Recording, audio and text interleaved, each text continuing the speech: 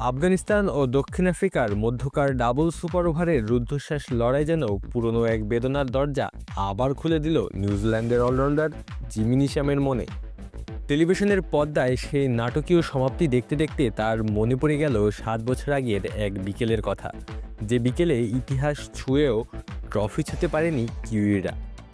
2019 সালের 14 জুলাই লর্ডসের গ্যালারিতে জমেছিল অবিশ্বাস্য এক ফাইনাল। ওয়ানডে বিশ্বকাপের সেই মহারণে নির্ধারিত 50 ওভার শেষে ম্যাচটাই, এরপর সুপার ওভারেও সমতা। কিন্তু তখনকার নিয়মে বাউন্ডারি সংখ্যার ভিত্তিতে চ্যাম্পিয়ন ঘোষণা করা হয় ইংল্যান্ডকে।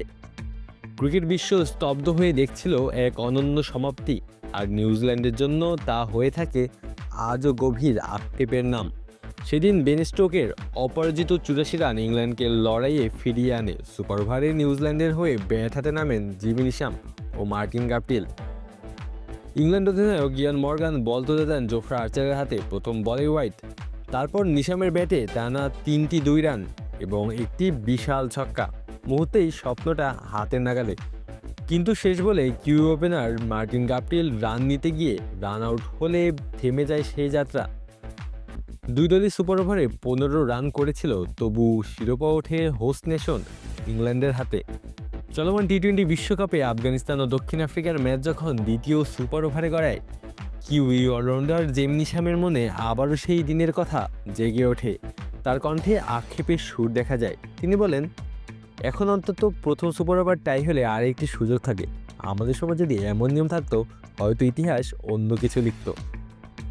তিনি জানান, আফগানিস্তান দক্ষিণ আফ্রিকার সেই রোমাঞ্চকর ম্যাচ দেখার জন্য দলীয় বাসও দেরিতে ছাড়ে। হোটেলের লবিতে সবাই টেলিভিশনের সামনে জমেছিলেন। খেলোয়াড়দের চোখে তখন উত্তেজনা আর বিস্ময়ের ঝিলিক। এমন ম্যাচেই ক্রিকেটকে বিশেষ করে তোলে।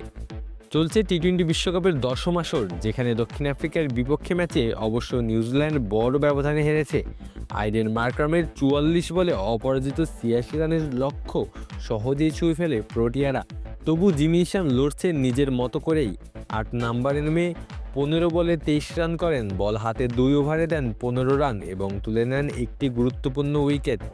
নিউজিল্যান্ডে দেওয়া 176 রানের লক্ষ্য তাড়া করতে নেমে 17.1 ওভারেই ম্যাচ নিজেদের করে নেয় দক্ষিণ আফ্রিকা। এই ম্যাচে হারা সত্ত্বেও নিউজিল্যান্ডের স্বপ্ন এখনও বেঁচে আছে। সামনে কানাডার বিপক্ষে ম্যাচ, একটি জয়ই খুলে দিতে পারে সুপার 8-এর দরজা। বর্তমানে পয়েন্ট টেবিলে তাদের অবস্থান 2 নম্বরে। গত বিশ্বকাপে সুপার 8-এ যেতে না পারলেও এবারের আসরে সুপার 8-এ যাওয়ার প্রত্যয়ে ব্ল্যাক ক্যাপসরা। ক্রিকেট প্রেমীরা অপেক্ষায়, আবারও কোনো ম্যাচ কি নতুন ইতিহাস লিখবে? আর কোনো ডাবল সুপার ওভার কি বদলে দেবে ভাগ্যের সমীকরণ? আলো আসি তালুকদার, অন ফিল্ড।